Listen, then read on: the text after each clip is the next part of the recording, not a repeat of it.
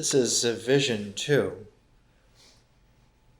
and we're pursuing a strategy of trying to arrange before our concern, before our attention, forms which we can do something with.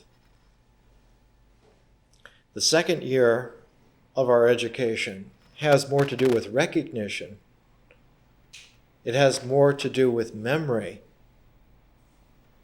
remembering, in comparison to the first year, which had everything to do with imagining, with realization, with getting it, with integration. The second year is characterized not so much by getting it, but by the recognition that there are many ways to get it, and many it's to get. And so the concern is not so much with accuracy of integration, but with freedom of variation.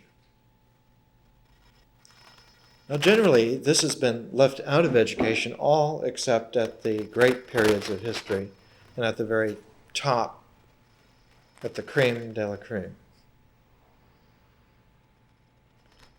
And as we talked about last week, the origins of this completeness of education lie in the far distant past, more than 4,000 years ago. And originally, this kind of education was only for the king. Because a king must know. He occupies a position among human beings of someone who has need to know. He has to know what's going on, what it means, what the true strategy of life really amounts to. And so this kind of education originally would have come under the label secret.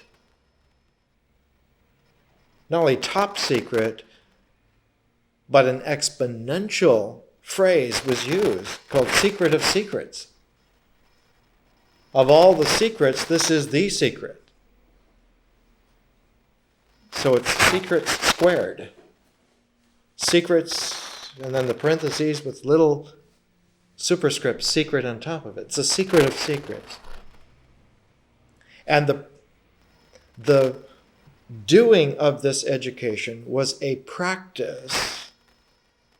And the practice was so difficult that it wasn't at all comparable to a ritual.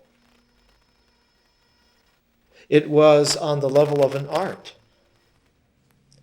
And so this kind of education, the second year of this education especially, was called the royal art. And what comes out of this royal art is the sovereign person. You as you. And not just you as some identification. Searching for an identity is actually a regressive ritual, extraneous waste of time. It sounds strange to have somebody talk about that. But if you're looking for an identity, it's like shopping for a brand label.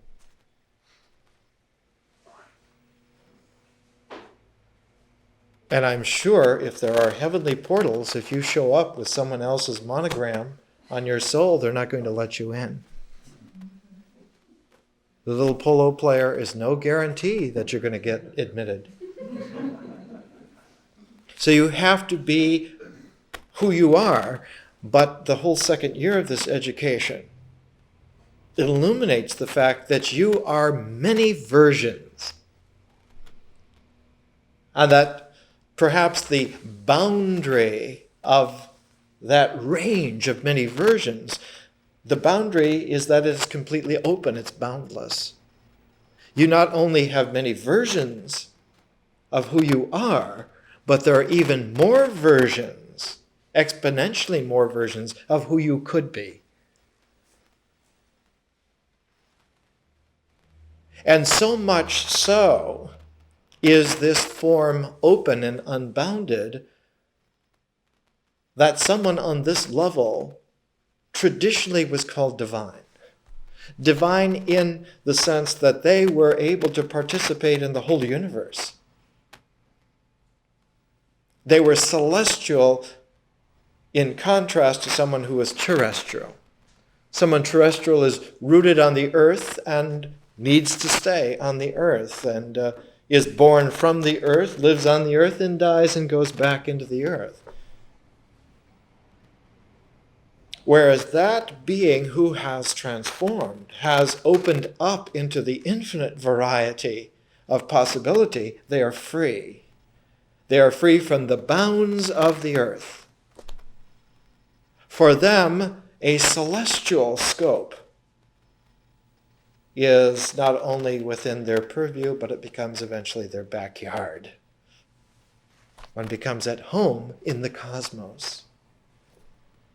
And so the term that was used about 2,000 years ago already was cosmic man. The cosmic person cannot be identified. They have such capacity to transform, to change, to effervesce, to distill, that to call them a trickster figure is reductive in and of itself. Such a human being is completely free. And their variant possibilities are whatever they choose. And so the person was never an identification, was never a resolution of the bottom line, but was always the open proportion where numerator and denominator was, as Tolstoy once wrote at the end of his life. In his last year, he kept a diary of his inner monologue with God, and he wrote, "I finally have found a way to express God for myself in a way that is consonant with my level of maturity. God is a ratio of 0 over infinity. He will be what he will be. He will be what she will be. She will be what he will be." That the limitations even of gender and of time tense have no limiting quality whatsoever. They do not define. And so one of the qualities, if we can call it a quality, of an evolved person is that they are simply not identifiable at all. And we must take them as they are currently and largely on acceptance. And so persons are such scintillating jewels of possibility that the wisest thing is to accept them and to begin to try to understand them from the basis of acceptance rather than from the basis of some identification with its concomitant rejections and criticism. For, as we will see, the conscious person is capable of any dimension whatsoever. And the word dimension brings in for us the word which perhaps initially characterizes this whole second year, and that is consciousness. Consciousness is not an attribute. Consciousness is not some ingredient that's added. Consciousness is not the spice in the cooking. Consciousness is a whole dimension. And just as when you take a two-dimensional plane surface and transform it into a three-dimensional sphere, the sphere has totally different properties from the plane.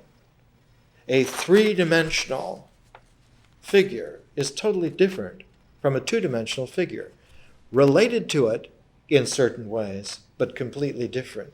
And when you add time as a fourth dimension, a four-dimensional figure is completely different from a three-dimensional stasis.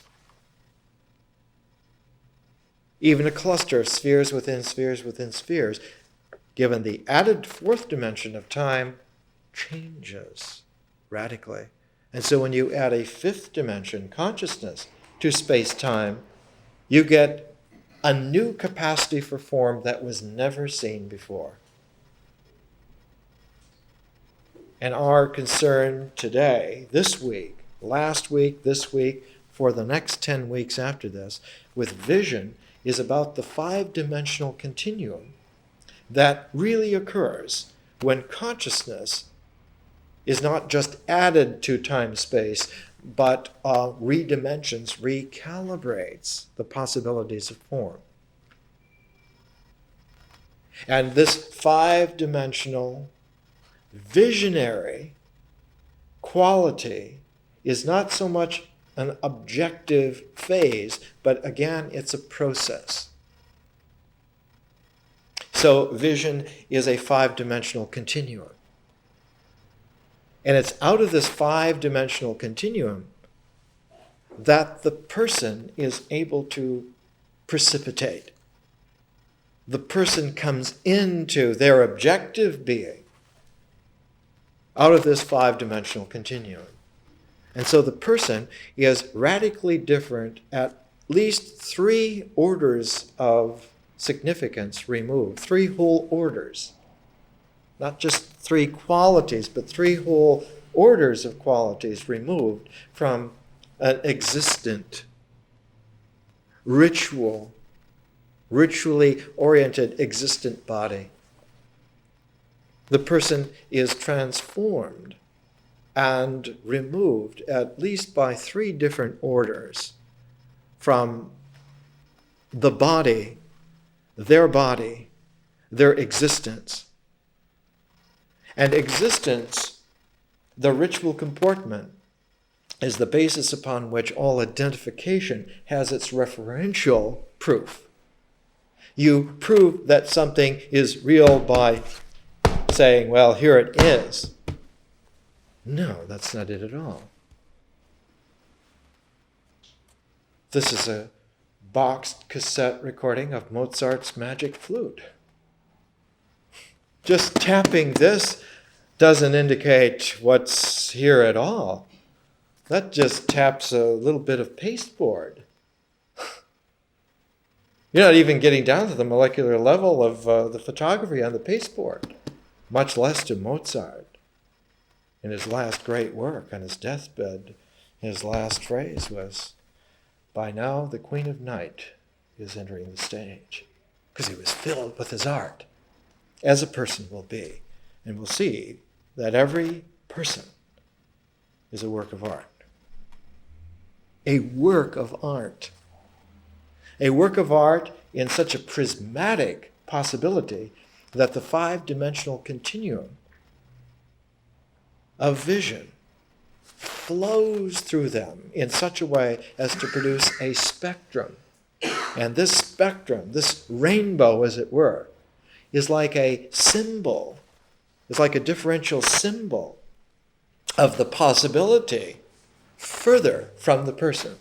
That the person is not just the end, not the period, not the dot at the end, but is a prism, is at the middle of some vast transformational cycle of which consciousness is only the beginning, only the overture. And that what lies out ahead of the person is the rainbow possibility that comes through them. And if one were to look at that rainbow possibility ensemble, as a whole, one would have the entire cosmos. That any person, each and every person, as a work of art, is the center of a conscious cycle whose purpose, whose goal is the realization of the entire cosmos. One could then use a phrase, a person is a microcosm, is the center seed through which and from which, when a five-dimensional continuum of conscious space-time plays its rainbow array of possibility. And that comes into objective reality. That is the cosmos. Now, this is the way people used to talk 500 years ago. This was New Age in Florence in the 1440s. But it wasn't original with them. They were mimicking the way people used to talk 2,000 years ago in Alexandria. This is the kind of language, this is the kind of idea, this is the kind of power of vision that one had 2,000 years ago in places like Alexandria. In the Renaissance 500 years ago, by the 1440s, was rediscovering that this is how men and women used to talk when they were really open to themselves. Instead of being curtailed by the pretty or not so pretty boxes that people put you in from birth, and through all your training, and through all your propriety of identified modes. You're a man, you're a woman, you're a Catholic, you're a Jew, you're this age, you're that age, etc., etc., etc. Portioned out into all these little boxes. And whether just beautifully wrapped or just tossed in, it doesn't make any difference. The old folk song of the late 50s is right. Little boxes don't do it. If you remember Pete Seeger singing about little boxes in the 1950s. The compartmentalization of persons is pernicious,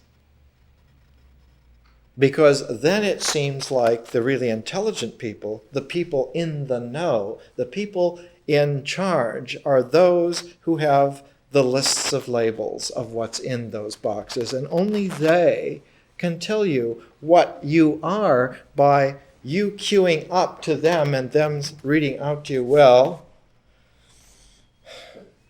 you have such and such boxes, and that's what this contains if you're good. We may let you out for a little while, only under these conditions. Well, this kind of a qualified wardenship is a source of total rejection, usually, when someone finally realizes this. At the time when Pete Seeger was singing of Little Boxes, the greatest outlaw voice in the United States at that time was Mort Saul, who just simply scrambled it all as fast as it would come out. He would take the morning's newspaper that evening and do a extemporaneous skit on the basis of the ridiculousness of the newspaper.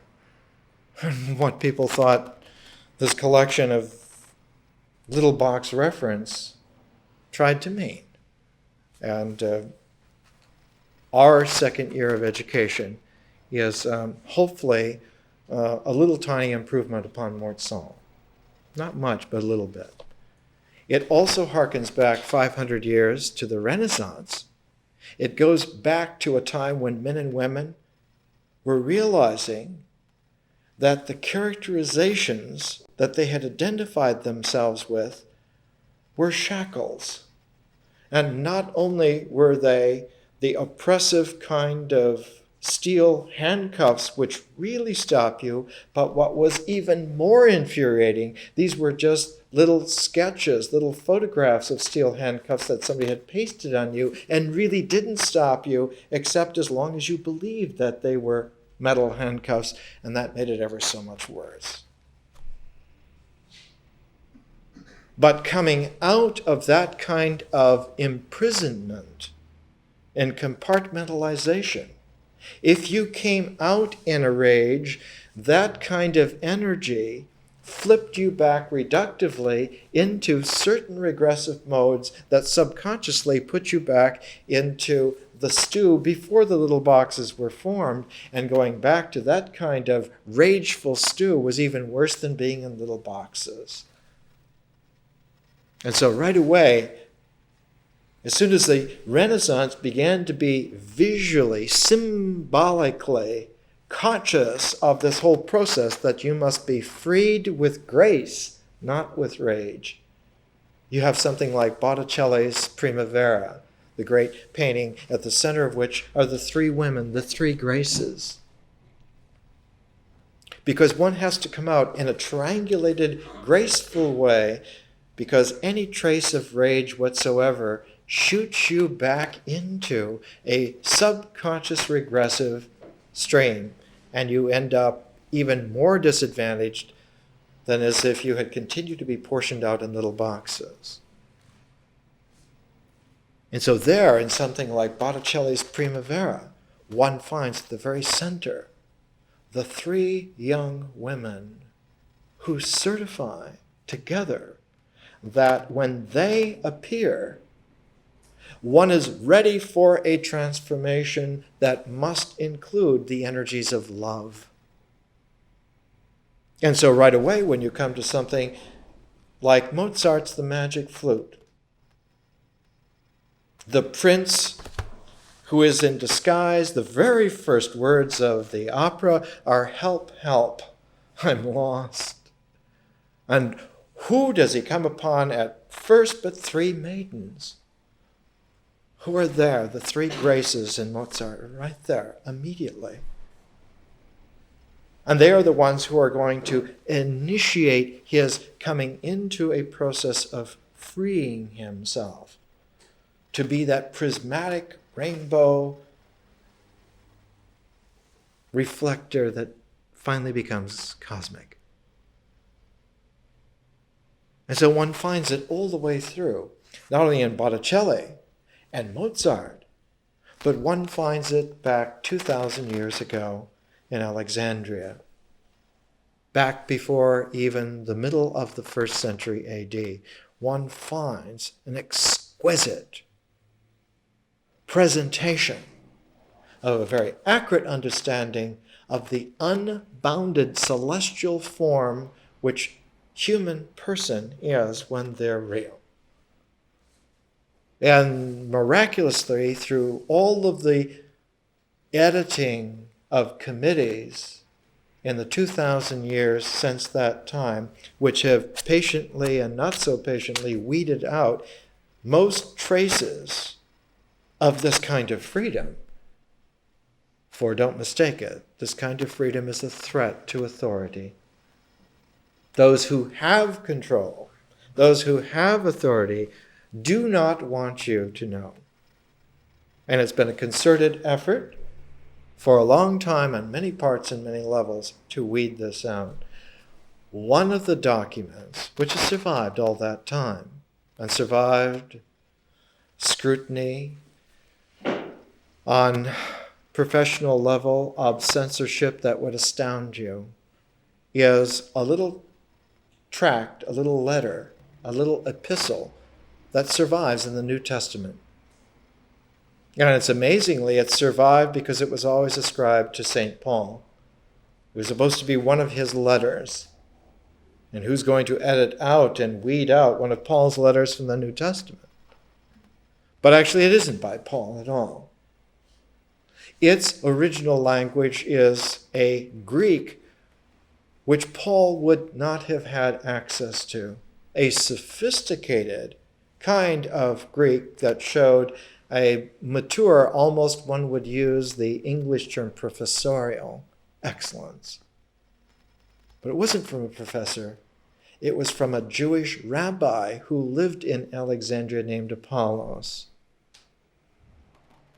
who wrote long before Paul went on his missions, long before Paul even realized that he was supposed to be Paul. That was his identification. In fact, the very first person in the late Renaissance to recognize that the language of this letter was Alexandrian and actually not very Catholic at all was Martin Luther, who read Erasmus's Greek New Testament. Erasmus edited it from the original Greek for the first time in about 1,200 years. And Luther read this and realized that this language is quite totally different from Paul. Paul writes almost as an interesting journalist would write, whereas the epistle to the Hebrews is written in the most picture-perfect, high-class Greek imaginable. It's as if someone on level of Plotinus was writing, and in fact Plotinus used a similar kind of Greek, or like Philo. The language of Philo in the Epistle to the Hebrews is very, very similar. Someone very erudite, but who writes about a transformative teacher who taught that man is not in some pecking order headed up by the angels, but that man is extraordinarily at the very center and at the pinnacle of the whole mystery play. One of the phrases in the Epistle to the Hebrews is, "And whoever said of one of the angels that they are sons of God?"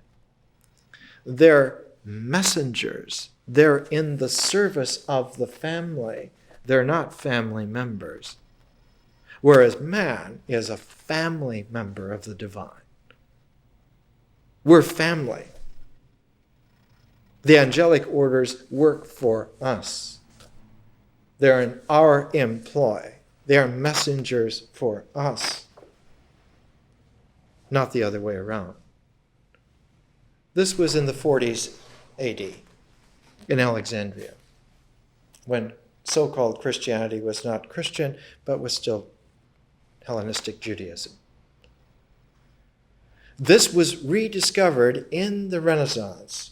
In fact, the reason why Luther was able to read Erasmus was that Erasmus got his ears perked up by someone named Pico della Mirandola, young Pico who died at the age of 30 and left just a few little documents, one of which we're using. It was an oration, afterwards called Oration on the Dignity of Man. His nephew, when he posthumously printed his uncle's works, added in some of the title on the dignity of man, because there were documents, there were orations in those days by popes called On the Misery of Man. And Pico was writing not about the misery of man, but upon the dignity of man, the nobility of this celestial being who was not at all a rational animal. That our capacity as a spiritual person goes completely beyond the limiting forms of, quote, rationalism, and as well as animal. And to settle for some kind of a label on your clothing, rational animal fashions. They're hokey. They won't do. They're threadbare, and they're poorly designed. Bad colors, yucky patterns. Why are you wearing them? And so 500 years ago, Pico, in order to, because he was in his 20s, he was exuberant, he was intellectual genius, he wanted to challenge everybody on everything, which is the way it should be.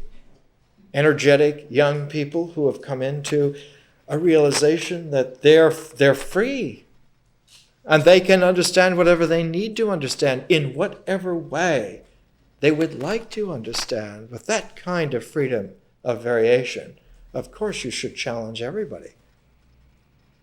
Pico settled for challenging everybody on only 900 points, which he posted as a number of theses, and the oration on the dignity of man, was like his challenge, his letter to everybody.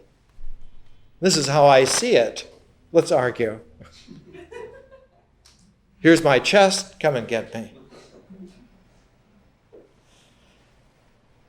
And of course it got the attention of the papacy, which canceled his little debates, would not allow it to happen, and they worked on Pico in various ways.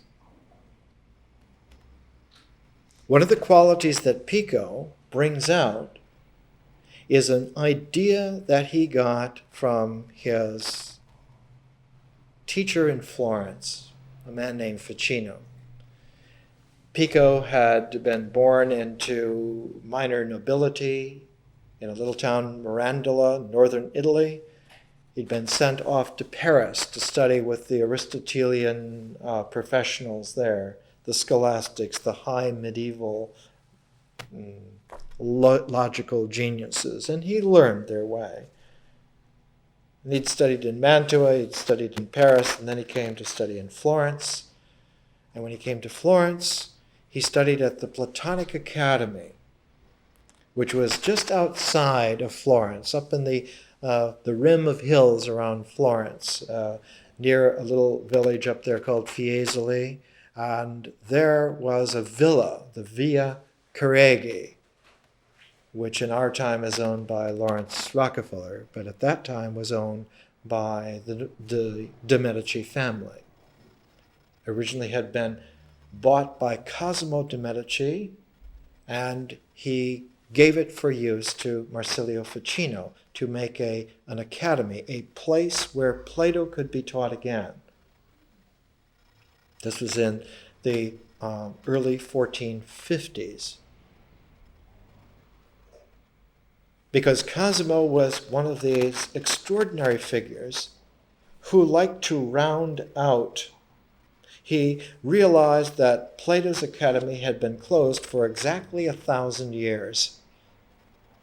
And he decided, with the kind of chutzpah that Florentine bankers, when they were young 500 years ago, he decided to open the doors again.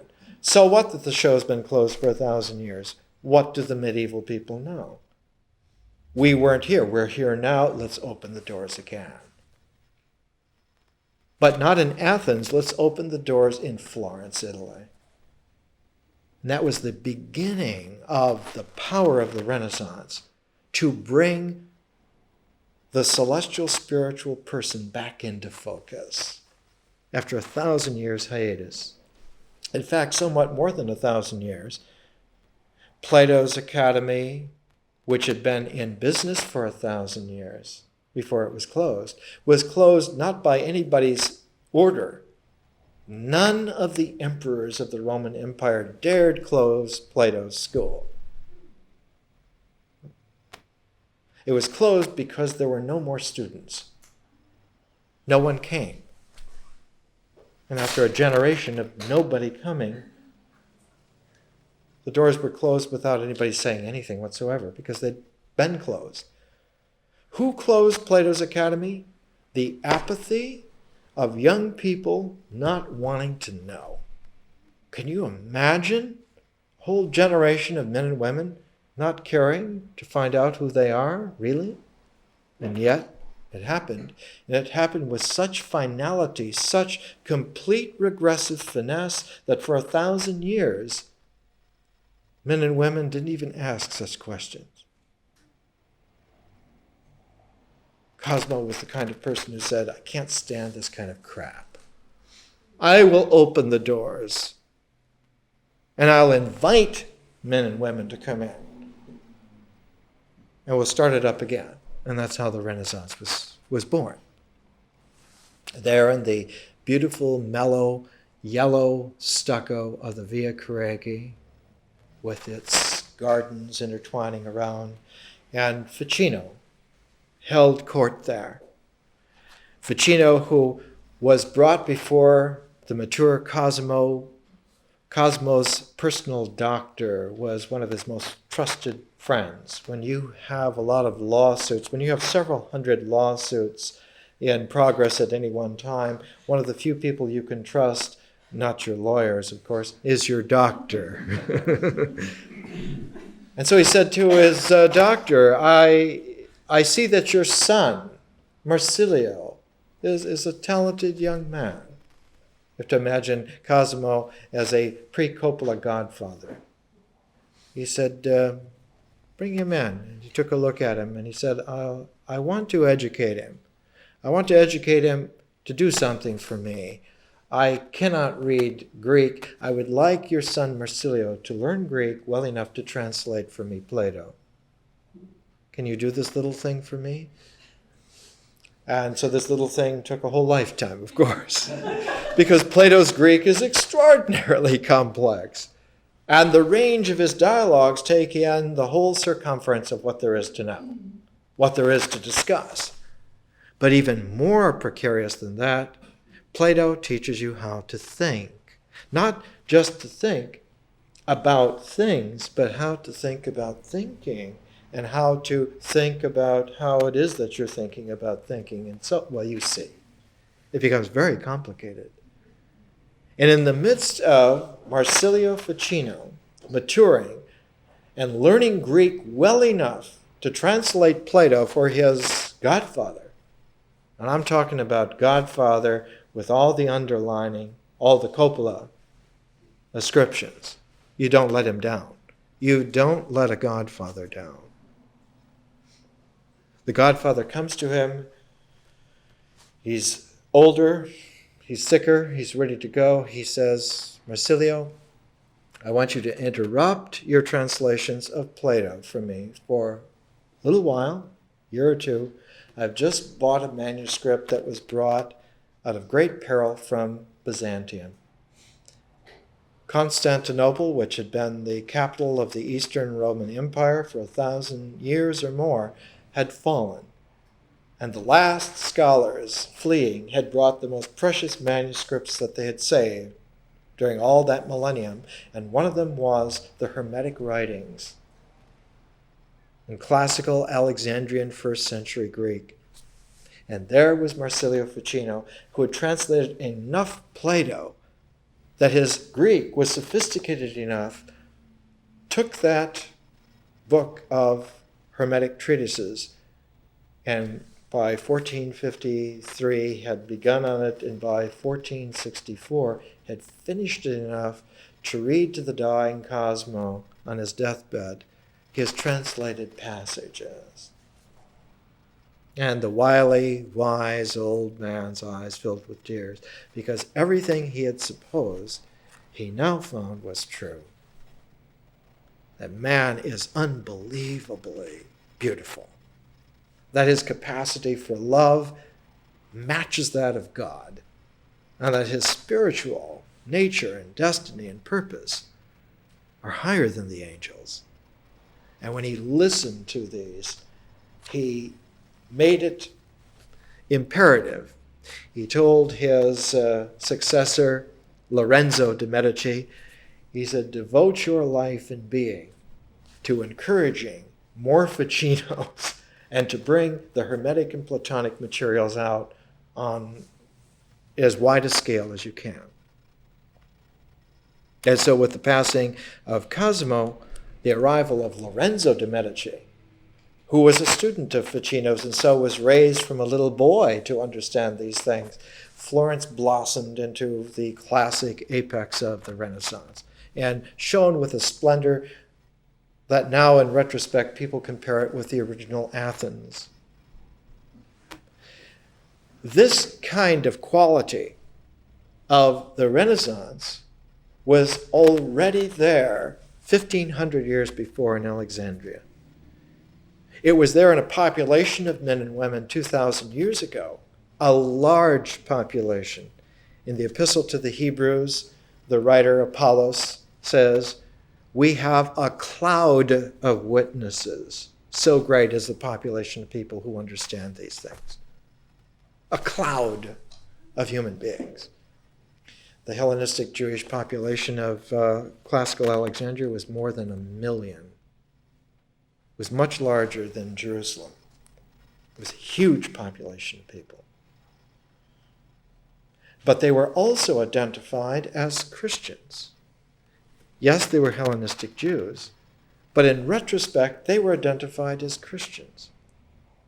So much so that Apollos' epistle to the Hebrews, it's a letter to Hebrews. It's a letter to Jews.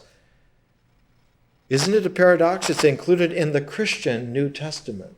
It's supposed to be a revision of the Old Testament is the context of the Torah. The New Testament is the new Torah.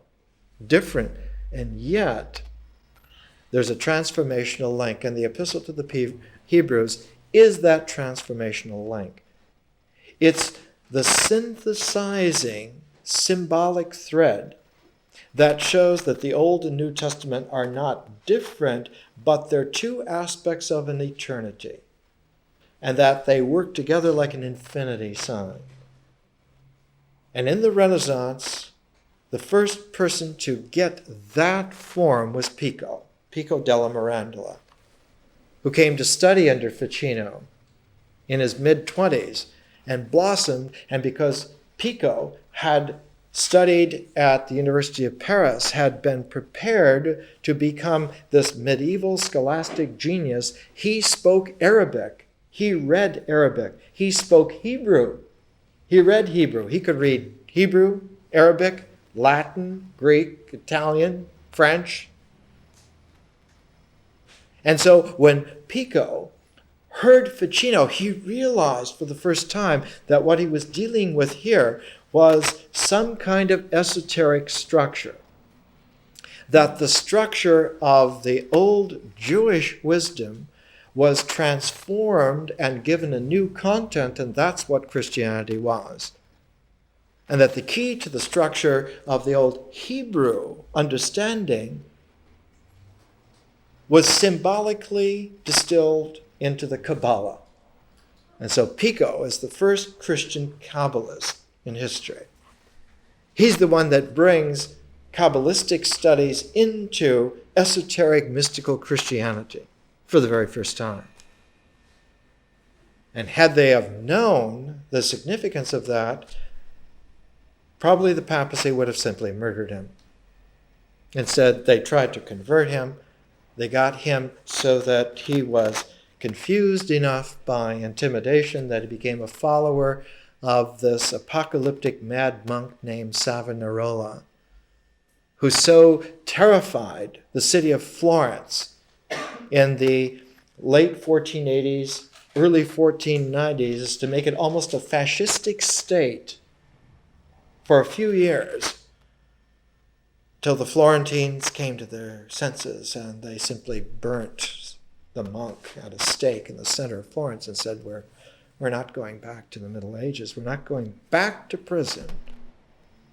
We're not going back to some intellectual categorization that buries us in the mud sediment of guilt at the bottom of the pecking order. Because there were enough generations of people who had been alerted and educated to the possibilities, and plus there was a population of people who had studied under Ficino who were producing. Michelangelo, Raphael, Leonardo, you get it. There was no way that they're going back to medieval times when they have this kind of capacity, this kind of scope and scale. And so the Renaissance centered around Pico, and the classical wisdom centered around the Hermetic documents. We're using the first of those Hermetic documents called the Mind Shepherd, the Poimandres. We're using those two books, 1,500 years apart, as a way of beginning our excursion into vision. Because here at the end of the 20th century, we've come to the apex of a transformation that's been going on for at least 200 years. And the transformation that's been going on for 200 years is to completely transform by adding yet another dimension to the dimensions that have been there. The reality of the 21st century deals with at least an 8-dimensional formation, which so outstrips a 5-dimensional conscious space-time as to be almost unrecognizable by somebody who was wise 2,000 years ago but hasn't come through the maturation since then. But most educations that we have are medieval. They're not even dealing with 5 dimensions. They can barely deal with 3. And so the static universe of the scholastic fixed positions wherein one can label and place little boxes quickly is supposed to be the referential order upon which intelligence is judged. And even when the little boxes take place on a computer screen, they're still little boxes. The speed of the mature eight-dimensional mind won't be approximated by computers for at least 2,000 years. They're only tools. But the human spiritual person of 8 dimensions needs an education. That's what's going on here. And it's there if you do it. But only if you do it is it there.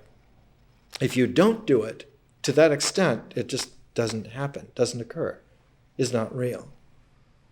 So participation is the only guarantee that it happens. This is one of the most curious things that freedom brings with it.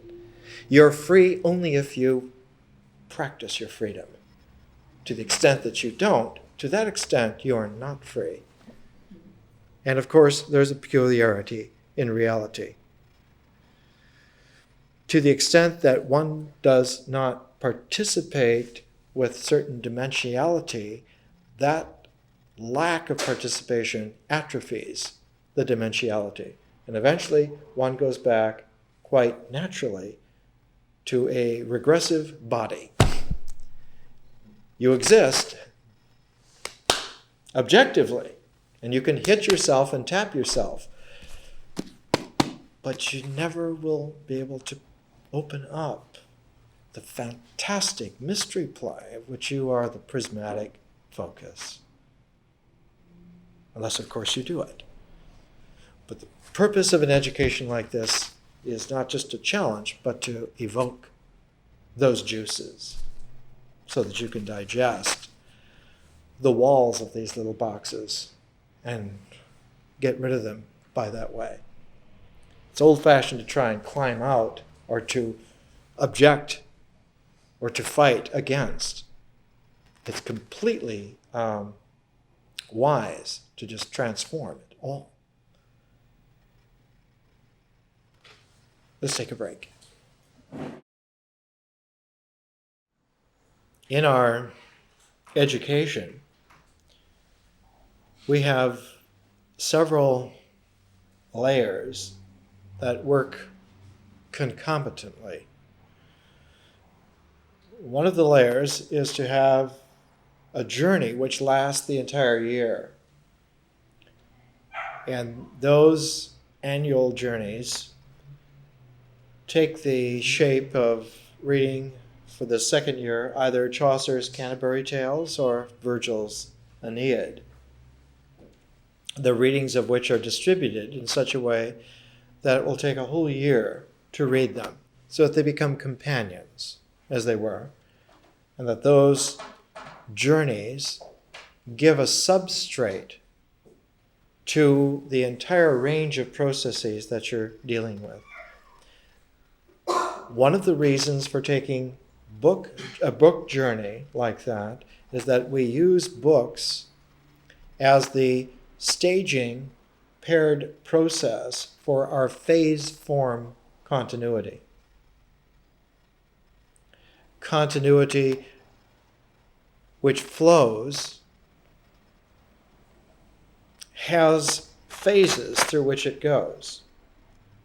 And these phases, in a differential way, are facets of the jewel. It's as if you took a jewel, and as you turned it for yourself, the combination of facets facing you and reflecting the light would change. And so you get the sparkle, you get the scintillation by this changing of the facets, by this continuity of the process. So Chaucer or Virgil, reading along with them, allow you another way of checking yourself from just simply using the books as texts. The lowest form of education is to use books as texts. Well, the basement is to use a textbook which somebody else has snipped out little bits and pieces and pasted together many things, many little snippings. It's the epitome of box-like mindedness. Many little boxes occur naturally for people who use textbooks. And One of the ways in which classical learning was ruined for 1,000 years was that education was based upon books which were excerpts of classic authors that nobody read anymore. The medieval mind was formed on Peter Lombard's sentences, which were just sentences from classical authors. You didn't know what they were. You didn't need to know. You just simply needed to be able to quote a sentence when it was appropriate. Such a book of journeys would be like a book of days, that on certain calendar days you would have nice cute little quotations for that day. You don't know where they came from or what context. And so a textbook erases all of the context that would allow you to make dimensional sense out of the meaning. And so you end up to be literally nonsensically stupid. Whereas the label says that you're supposed to be smart because you went through this education, you have this degree. But you are not even smart, you're more stupid than someone who didn't go through it. The other great textbook of the Middle Ages, Peter Lombard's Sentences, there was a compendia done by Isidore of Seville in southern Spain, and he also excerpted many things. And these were the books then that medieval education was based upon.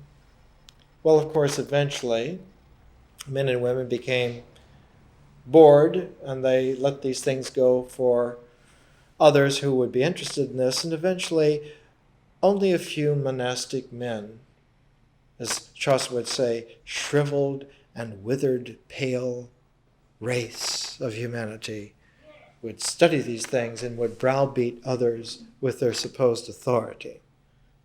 And for the better part of many hundreds of years, this was what the human race dealt with in terms of our locale, our civilization. We're not far from that now. The new medievalism that populates the current scene is a regressive, stupid, savage world that's hardly worth looking at. We talked about tapping something as its proof of being real. That's stupid. Just to be able to tap something to assure yourself that it's real is terminal ignorance.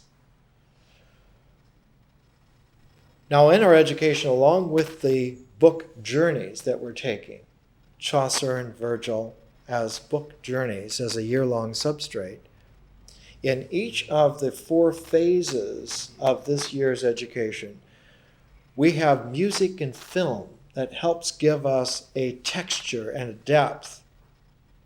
For each of the phases, each of the 4 phases of this year's education, we have a work of music. For vision, it's Mozart's The Magic Flute, his opera, The Magic Flute.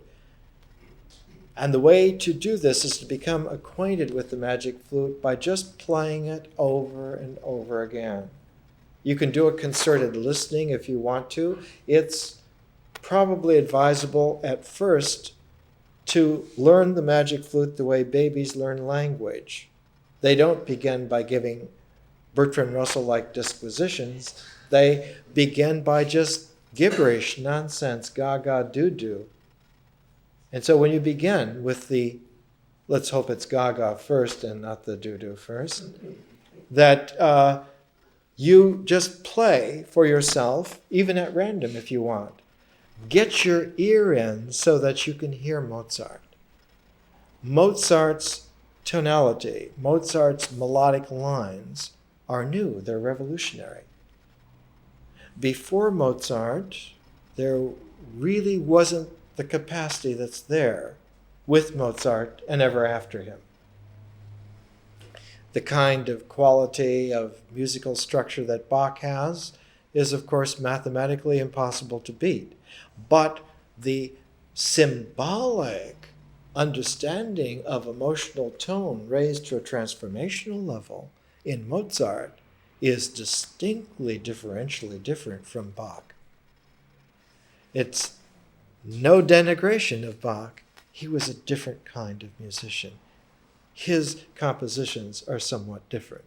It's only in the late Bach when he wrote for himself something like the Mass in B minor. The Mass in B minor takes 2 hours to perform. There's no way that it's just an illustrative music for a Mass. The Mass in B minor is Bach transforming himself out of the liturgy into the artist. Whereas Mozart began as the artist and went from there. And the Magic Flute is the last great work of Mozart. He worked on his Requiem at the same time, but he died before he was able to finish the Requiem completely. But the Magic Flute is something peculiar. Now, in addition to having music, every section of our education, the vision section, the art, the history, the science, will also have 3 films. And one of the films of the vision is Ingmar Bergman's film of Mozart's The Magic Flute. And Ingmar Bergman is enough of an artist that his film of Mozart is Bergman more than just an illustration of Mozart. Another one of our films is Peter Weir's The Last Wave. And the third film is John Huston's last complete great masterpiece, The Dead, based on a James Joyce short story, starring his own daughter, Angelica Huston. And The Dead, The Last Wave, and The Magic Flute by Ingmar Bergman are 3 very rare treasures of film. And those 3 films together, along with Mozart's The Magic Flute, along with Chaucer or Virgil, are constant underlays of the pairs of texts like the Hermes Trismegistus Mind Shepherd and Pico's On the Dignity of Man, the first pair. The second pair, the Illuminations of Hildegard of Bingen and Dame Frances Yates' The Art of Memory. And then finally, the third pair will be Shakespeare's The Tempest and Shelley's Prometheus Unbound. And we'll conclude, because each of the phases concludes by an interval, with the mystical poems of Rumi. So you have Rumi, you have Shakespeare, you have Shelley, Hildegard of Bingen, Pico, Hermes Trismegistus, Bergman, John Huston, Mozart, Chaucer, Virgil, Peter Weir, even my distant family involved. You can get all of this as an underlay in addition to what I'm able to present to you here on the Saturdays. So that even on the level of a rich humanities, this education is like prize. You can't go to any university anywhere on this planet and do better in terms of cream of the cream. But to have them presented and orchestrated in such a way that their deepest meanings begin to, as the chefs say, the flavors marry. And what comes out is a quality of yourself. Make it plural, qualities of yourself. Jewel scintillations that you would never have brought out before. This is the treasure. The treasure is not finding the hidden jewels of someone else, but discovering the hidden jewel who you are.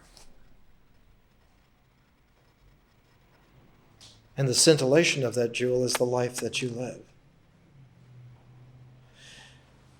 When it comes to something like Mozart's Magic Flute, one of the best characterizations of it, just for a few minutes here, the Magic Flute Masonic Opera by Jacques Chaillet.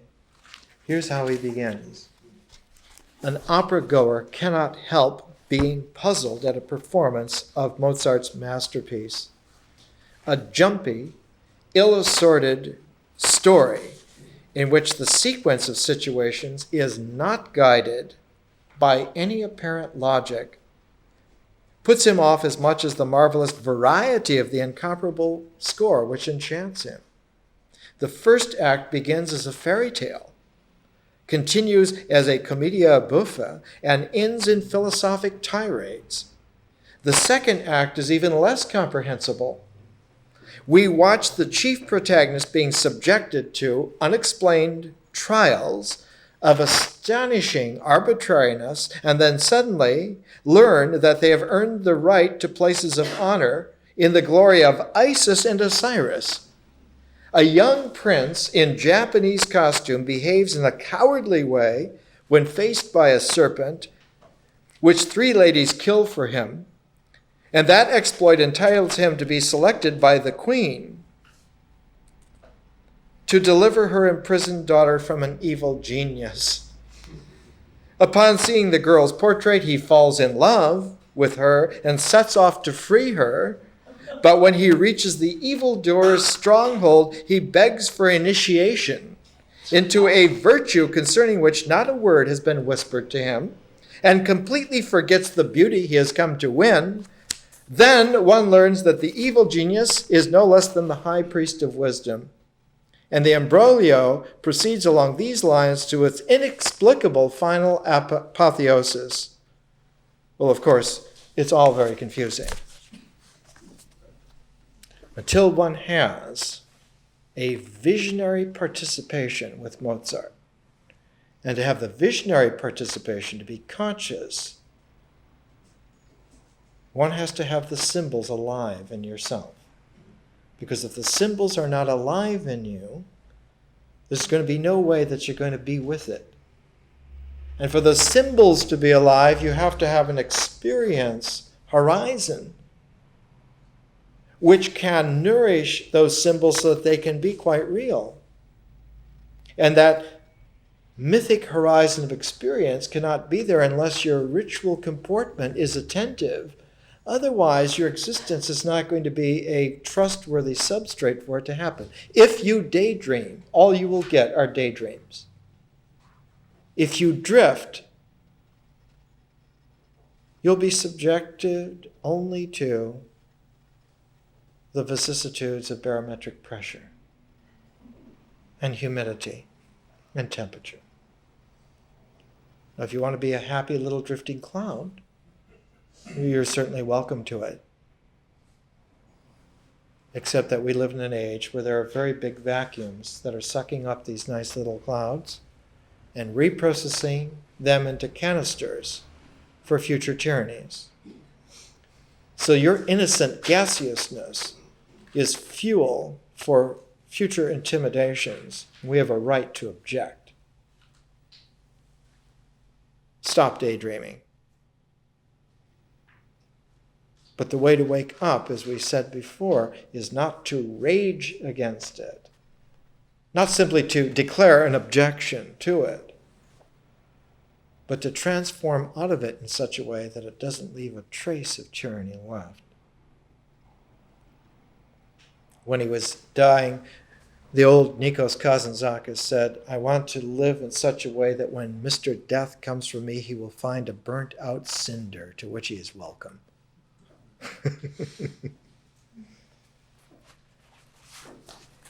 It's difficult initially to come in and hear this kind of language, to be in this kind of situation.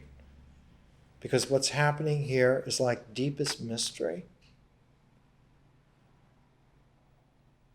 It's a mystery that's unlabeled because it cannot be labeled. Were it to be labeled, it would already identify itself as an identification, which is already extraneous. So it has to be a participatory flow, this participation of which we talked about at the very beginning of the first year. The way in which Paleolithic men and women became Homo sapiens. Homo sapiens means understanding, wisdom man. Not only wisdom man, but our designation is Homo sapiens sapiens. The wisdom is repeated because it's exponential. We're wise about wisdom man. And even 100,000 years ago, men and women like ourselves were already able to concentrate beyond the vicissitudes of drifting And when that concentration reached a transformational node about 30,000 years ago, the very first indication is that of Paleolithic art, that men and women returned to the netherworld, the world of caves. They went into the netherworld underground and drew the symbols of the powers of life and sealed those symbols together by the impress of their hand. And it's like the hand is the symbolic navel 30,000 years ago that signals the artist was conscious of being an artist. That's why we call it cave art.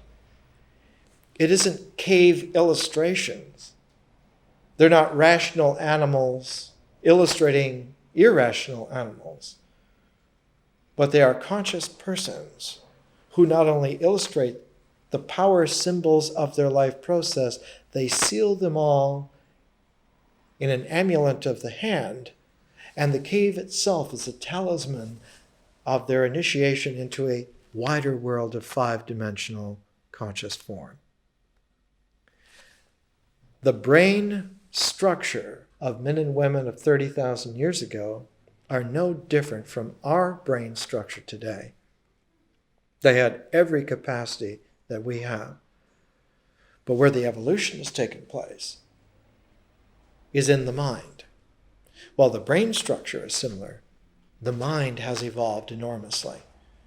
And as the mind evolves, as the Paleolithic phased into the Neolithic, where men and women learned to tame plants, to tame animals, and finally realized that what needed the most taming was man. They overtamed certain plants, they overtamed certain animals, and then they overtamed themselves. And these dead ends, these box canyons, litter the career of men and women for the last 7,000 or 8,000 years. But the successes are those which have continued. We're here, we have inherited the successes. The failures have long since died out. But we live in a time where the transformation is radical and deep and complete. Our ancestors will be the successes. They will survive this transformation. But we're the protagonists in this very process of distillation. Our generation is the interface membrane of the way in which the next 2,000 years of men and women will be able to operate in an 8-dimensional differential continuum of freedom and infinite variation. Our concentration now guarantees that their joy will be real.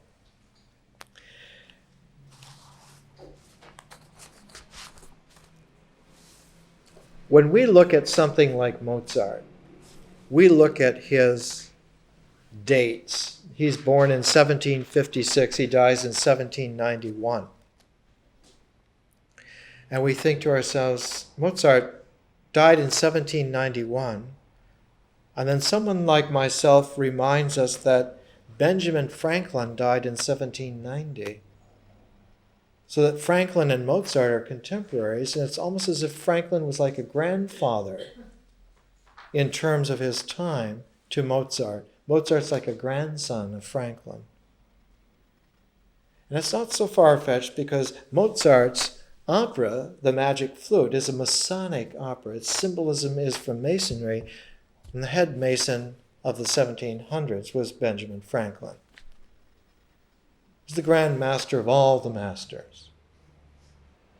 It was Benjamin Franklin who initiated Voltaire, the old Voltaire, in Paris into Masonry. And the old rascal Voltaire allowed himself to participate in this because Franklin's initiation was a cosmic style. It was a differential openness that had nothing to do with limitedness. Just as Mozart's Masonic opera has everything to do with the opening infinite mystery of recognition. That one already assumes that realizations are not only possible but have happened, but after the realizations comes the indefinite opening of the boundless recognitions of what you can do with it. That once you have the ability to concentrate to the flashpoint of conscious time-space, that's but the seed and the beginning of a rebirth. In fact, the last of the ancient Hermetic treatises, the 13th, was about rebirth. It was called Rebirth. That one went through a cycle of 12, and when one came to the 13th was again on a higher level, that the circle of the 12 treatises was not a circle but a spiral, so that the 13th is the first on the next highest rung. And as soon as one understands that this is the process, you don't have to go to a 14th or 15th, although you can. But the traditional wisdom way was to then let the student be their own teacher. Teach yourself whatever further you need. You determine for yourself what you need to know. You have the process of self-education. Teach yourself. Or in the old way in which the Delphic oracle made the personal motto of Socrates, know thyself. Better to style it, teach yourself.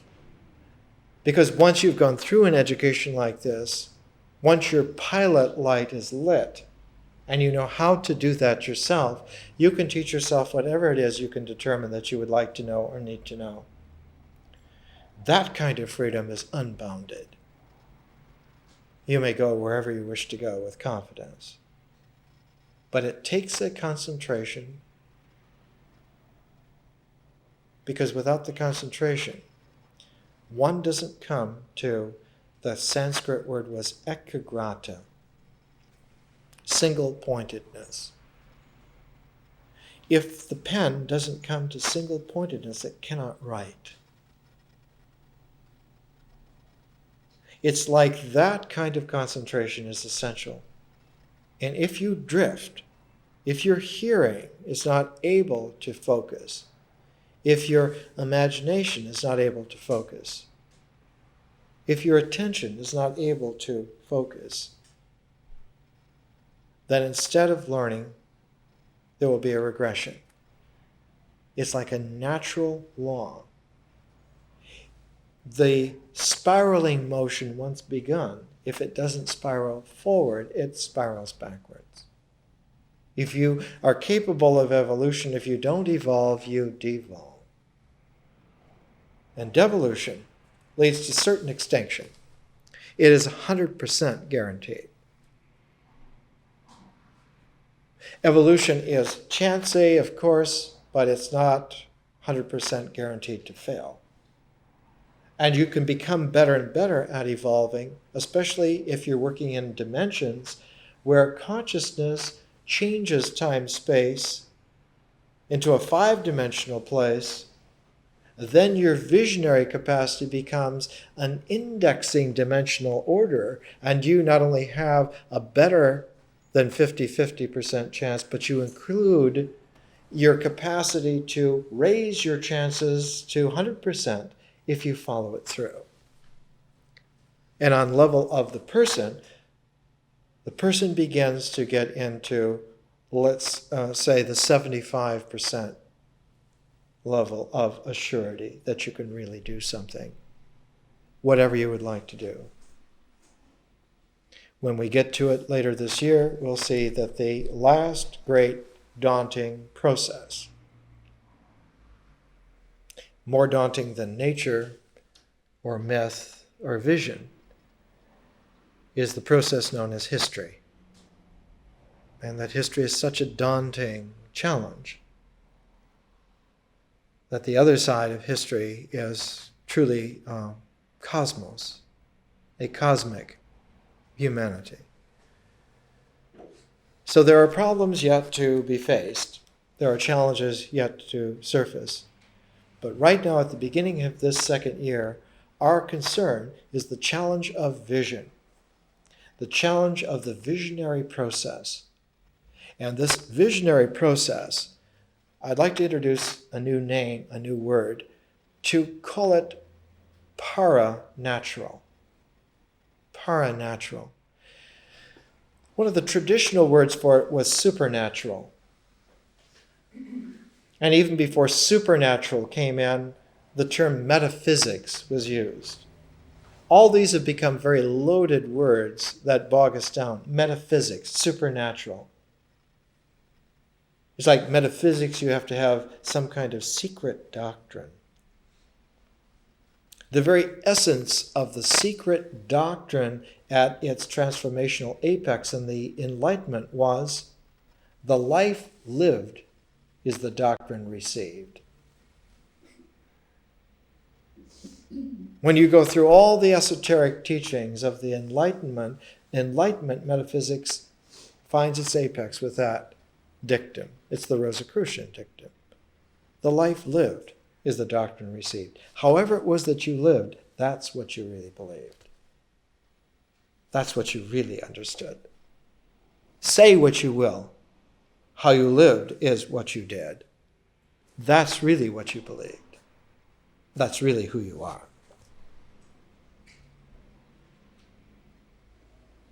This quality of metaphysics or supernatural or magic being loaded words that we don't need to use now. Para, in the Greek as well as the Sanskrit, means beyond. Not so much above as in super, not so much as hierarchically different as in meta, but para means simply beyond.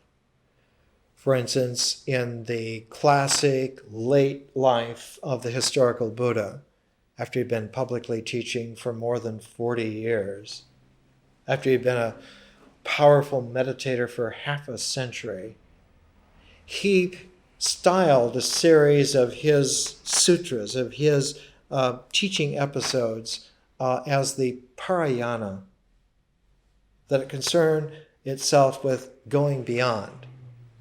So that beyondness was what was the synthesizing issue and idea. Beyondness. Beyond what? Beyond whatever it is. Beyond whatever you consider a bottom line or a baseline or an aspiration or a purpose or a fundament. All of these defining boundaries, that boundaryness itself can be gone beyond. When Socrates, in the way in which Plato's dialogues dramatically show the rising of intelligence, the rising of intelligence is the dramatic interchange between Socrates and whoever he is talking to, that dramatic dialogue. The words of the dialogue are the dramatic action that allows for a substrate of realization to come rushing to the fore so that the reader of the dialogue or the hearer of the dialogue begins to realize that it is they who are the theater within which this dialogue takes place. That Socrates is a teacher protagonist in a dialogue drama which is in your own mind. And that the defining boundaries of your mind, the definitions of words, the boundaries and definitions of ideas are but provisional walls that are in your own mind, and those walls are not nailed to anything. They're not glued to anything. They're partitions which are movable. And you realize slowly the great facility which you have to move those partitions as you see fit. And it begins to occur to you that you have a scale of freedom which is unimaginable. You are not only free, but you're free to be free exponentially. And that with this kind of capacity, You do not have to settle for any kinds of partitions in even 100 ways of arranging them. For it isn't the boundedness that defines it all, but it's the quality of the space that under temporary boundedness begins to take on the presence of form. And that when you realize that it's the space and not the walls that are important, that you can then design, like an architect, design walls to fit the space which one wishes to inhabit. And one has a kind of an architecture like Frank Lloyd Wright, where space is a reality of the building. And that space is malleable and open as to whatever life you would like to inhabit. And you can make for yourself whatever kinds of partitions you need temporarily to accent that kind of space, and you can change it as you would, as you grow, as you evolve. This is a kind of education where even beyond Plato's use of Socratic drama to show the movability of partitions, this education shows you that you can use not only walls as partitions, but you can use fractal interfaces of relationalities as the, quote, walls. You can have spaces that would be unimaginable in 3 dimensions.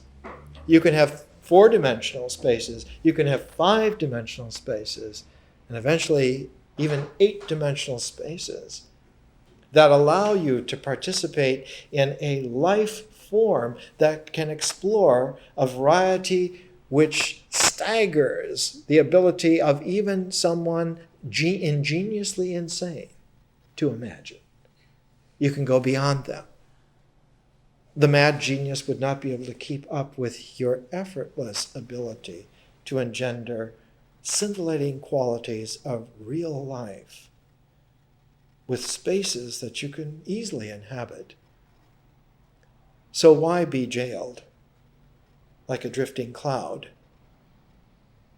and sucked into somebody's tyrannical canister for future prisons? It's nonsensical to the nth degree. There's no need to do it at all. Para-natural in the sense that it's beyond nature. And in our first year we saw that nature in its great cycle has this quality of loving the shape to come to some kind of a center. Nature loves centeredness. And so when Pico begins his oration on the dignity of man, he talks about how when God had finished making the universe, and then the very last creation was man, everything had been made. Everything had its place.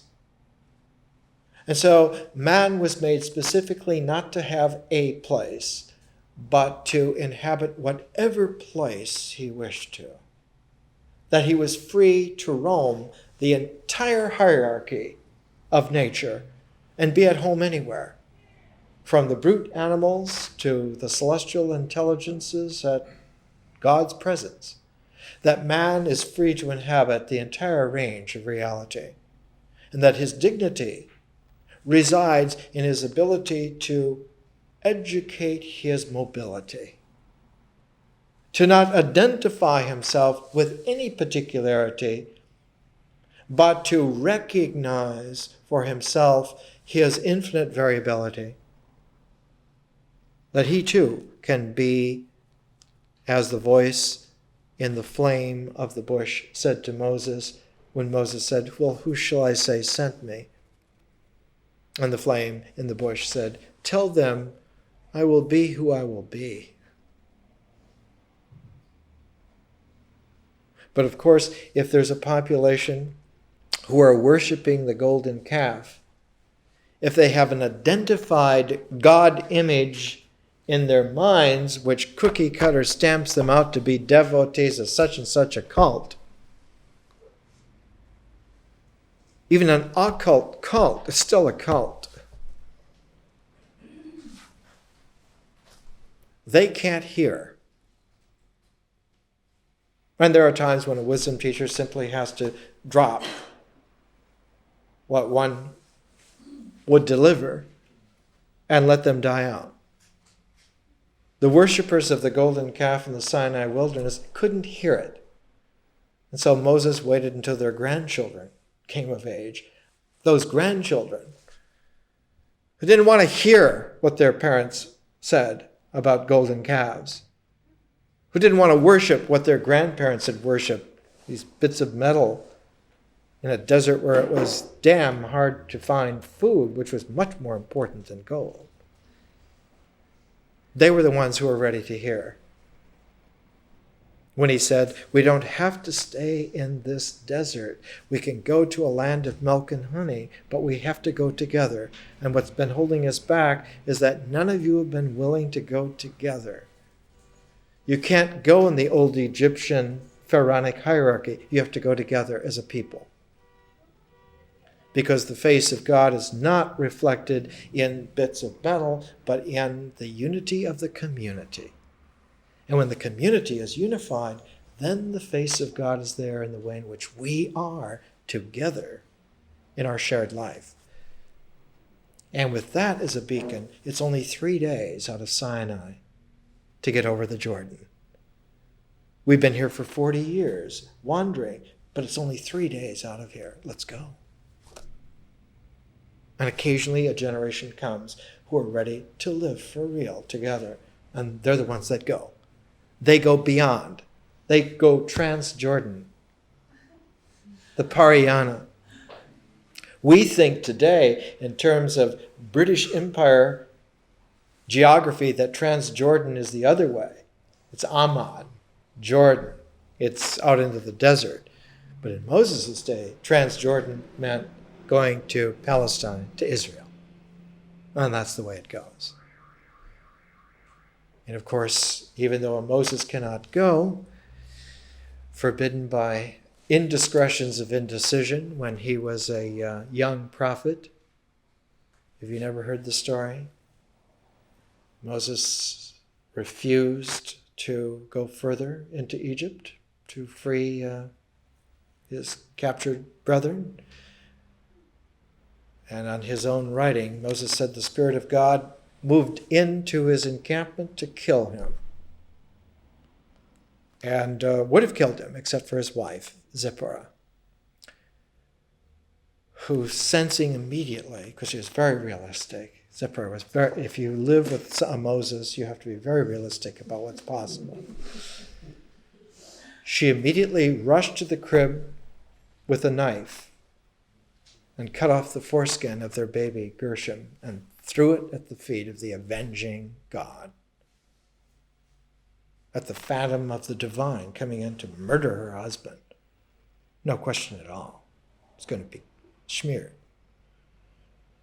And she claimed the right of a blood sacrifice to limit the destructive power of divinity against the man and the male section of the community. The woman's mystical right to the participation of the fullness of life, to reserve for her something essential to her life, which was her man. That's why the Jewish tradition runs through the woman and not the man. It doesn't run through the Torah. No matter how well you hear it, you can't pass it on. It runs through the woman. Because she has the blood right of the covenant to secure for her life what is essential. She needs her man. The women need their men.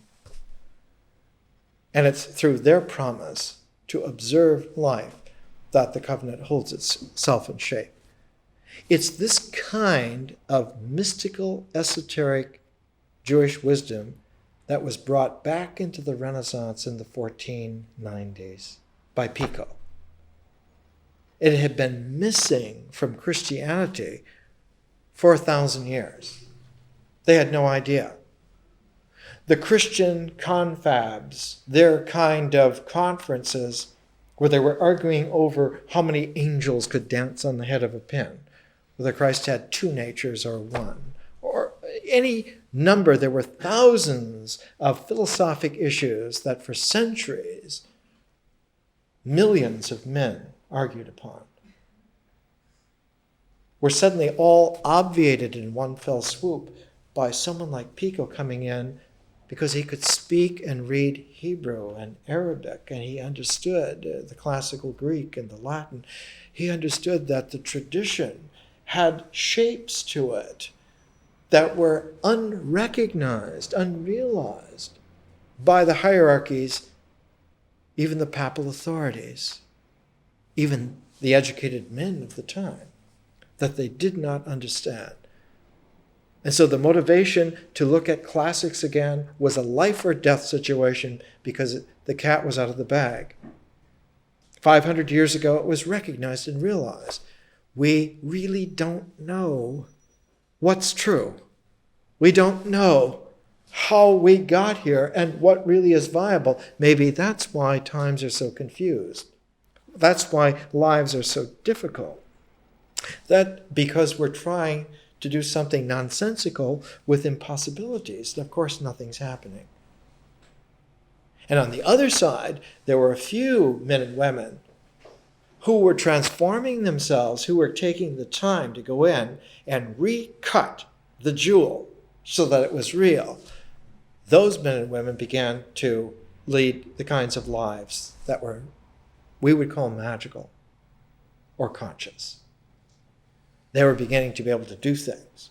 And in this mobility, the efficacy of their actions, the efficacy of their thoughts, the efficacy of presenting their persons so that they were quite real to themselves and to each other.